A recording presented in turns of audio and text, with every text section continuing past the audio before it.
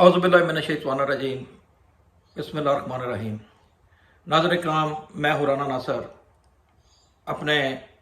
Blog Rana नासर Khan media के साथ सलाम कबूल फरमाइए। नाज़रीन इकराम, जैसा कि आपके इल्म में ये बात आ चुकी होगी कि जनाब PTI से तो बल्ला छीन लिया गया, लेकिन अगर ये इंसाफ के तकाजे के साथ छीना जाता या उनसे बल्ला लिया जाता तो कोई बड़ी बात नहीं थी,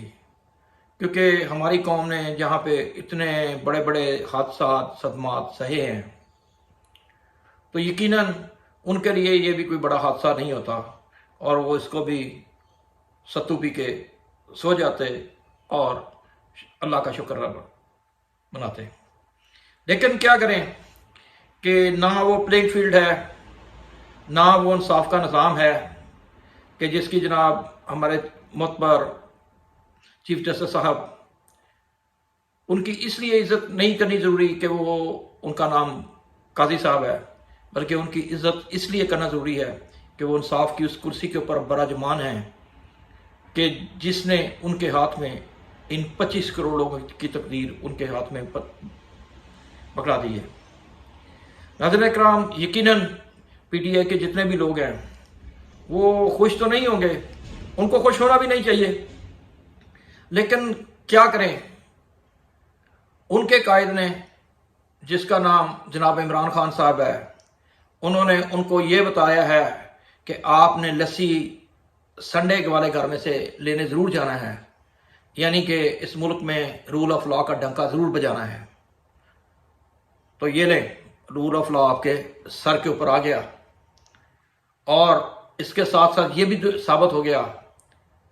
कि पकड़ा वही जाता है, जो पकड़ा गया उसके ऊपर आप जो मर्जी इल्ज़ाम लगा दें, उसको चोर कह दें, डाकू कह दें, फ्रॉडिया कह दें, जो मर्जी कह दें, लेकिन जो दंदनाते घूम रहे हैं उनको कोई पकड़ने वाला नहीं है। तो दुनिया का वो आज असूल फिर वही साबित हो गया कि जो पकड़ा जाएगा वो चोर होगा और जो खुलेआम घूमेंगे, जो इंसाफ को, कानून को खरीद सकते हों, उनके लिए दुनिया में कोई कानून नहीं है, कोई चीज़ नहीं है। ये ले जनाब, ये है रूल ऑफ लॉ। बहरहाल ये मकाफात अमल है कि ये तारीख़ का एक अमल है, बल्कि मकाफात अमल कहना थोड़ा सा शायद सही नहीं है। ये तारीख़ का एक अमल है कि तारीख़ में किन का नाम स्याह बाब के ज़रिए लिखा जाएगा और किन का नाम सुनहरे हरूफ से लिखा जाएगा, क्योंकि इंसान की इस ज़िंदगी में उसके पास यही टाइम होता है कि वो अपने आप को, बेशक वो अपना नाम सुनहरे हरूफ में लिखा ले, वो टीपू सुल्तान के साथ शामिल हो जाए,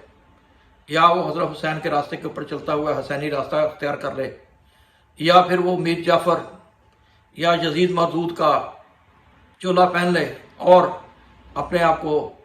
साबित करे कि मैं इंसान नहीं बल्कि मैं इंसानियत के ऊपर एक बोझ हूँ। नाज़रीन इकराम, आगे चलते हैं। अब क्या होगा, ये तो PTI के जो पुरमगज़ दिमाग हैं वो यकीनन सोच रहे होंगे कि उनको क्या करना चाहिए, लेकिन एक बात है कि खान साहब ने जितना उनको बता दिया है, अब बल्ला हो या ना हो, अब कोई रक्षा हो या ना हो, या कोई गधा गाड़ी या बैलगाड़ी उनको दी जाए, वो सिर्फ ये देखेंगे कि हमने जिस काज के लिए इलेक्शन लड़ना है वो उसके ऊपर खड़े रहेंगे, क्योंकि उनका मामला दिल का नहीं है, उनका मामला शऊर का है। तो अब शऊर का जिन वाकई बोतल से निकल चुका है। अब बेशक जितने मर्जी सर्वे देख लें,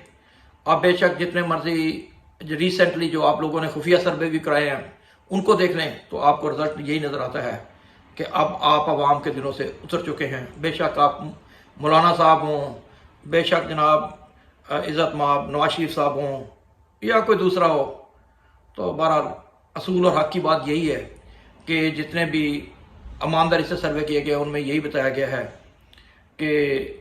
खान साहब की पार्टी इस वक्त नंबर 1 के ऊपर जा रही है। बहरहाल हम आगे चलते हैं जनाब। इसी में एक शॉकिंग न्यूज़ ये हुई कि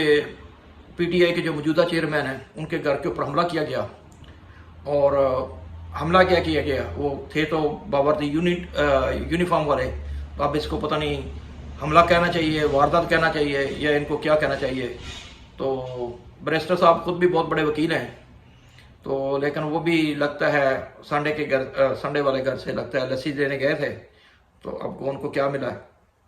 ये उनको अच्छे तरीके से मालूम हो गया होगा। अच्छा, एक इसमें एक बहुत बड़ी बात हुई है, वो ये हुई है कि आप सोचें कि अल्लाह पाक जो है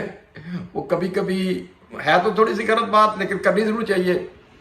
कि बहुत देर से हमारे मुल्क में हार्स ट्रेडिंग जो थी वो चल तो रही थी लेकिन अंदर खाते चल रही थी।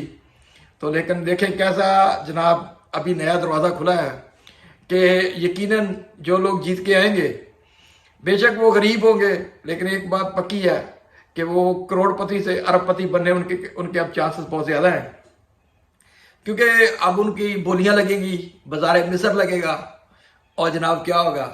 जो पिया मन पाए वही सुहागन कहलाए, कि मस्ताक ये होगा कि जनाब अब आपके गले में माला पड़ने वाली है और आपका मसनूना निकाह जो मुकम्मल होने वाला है। तो जनाब देखते हैं कि क्या होता है। बहरहाल ये तो लंदन प्लान आपको पता है, वहाँ से जनाब जब वो जहाज़ में बैठे थे, यानी उनके प्लेट्स पूरे हो गए थे वहाँ पे जहाज़ में, तो उस वक़्त से उनको यही बताया गया था कि जनाब आपके गले में वज़ारत के आला की वज़ीर आज़म की माला जो है आपके गले में डालनी है, क्योंकि आप जैसा हमें अच्छा वज़ीर आज़म मिल नहीं सकता, क्योंकि आपने कभी ना किसी हमारे काम में टांग अड़ाई, ना किसी, जब भी आपकी गवर्नमेंट डूबने लगती है हम आपकी गवर्नमेंट तोड़ देते थे, और अब फिर अभी लोगों के ज़हन में अभी तक है कि आपकी 3 दफ़ा हमने गवर्नमेंट तोड़ी, और उसके बाद जनाब आप बहुत मजलूम हैं, अब जाएं दुनिया को अपनी मजलूमियत की कहानी सुनाएं और फिर वज़ीर आज़म बन जाएं। ठीक है, आगे चलें। लेकिन एक है कि एक रिक्वेस्ट है सबसे कि जनाब आप नंगे तो हो ही चुके हो, तो जनाब खुल के सामने आओ और कम से कम इस कौम को इस कन्फ्यूजन में से निकाल दो। जिस तरह लोग ये कहते हैं कि भाई जब वज़ीर आज़म में आपने उसको बनाना है तो फिर 18-20 अरब बहुत बड़ा पैसा है, वो लगाने का फ़ायदा क्या है। आप खुल के बताओ कौम के ऊपर आके, आप जैसे आपने पहले प्रेस कॉन्फ्रेंस की, अभी भी आप आके प्रेस कॉन्फ्रेंस करो, बल्कि करवाओ, और आके उनको कहो कि बनाई जनाब ये आपका वज़ीर आज़म है, इसको कबूल फरमाइए, कबूल फरमाइए, कबूल फरमाइए। हमने तो इसको कबूल फरमा लिया है, आप भी कबूल फरमाइए। चलें आगे चलें, और अभी देखते हैं 2024 आ गया है, तो 2024 से आगे अगर 5 साल जमा कर लें तो लाजमी बात है कि 2029 बनेगा। तो देखते हैं, ये तो ऐसे ही क्या कहते हैं रंडी रोना चलता रहेगा। तो इस मुल्क के जो मुकद्दर है वो 70 साल से ऐसे ही है कि यहाँ खुशियाँ लोगों ने कम देखी हैं, गम ज़्यादा देखे हैं, लेकिन फिर भी इस कौम के हौसले को मैं सलाम करता हूँ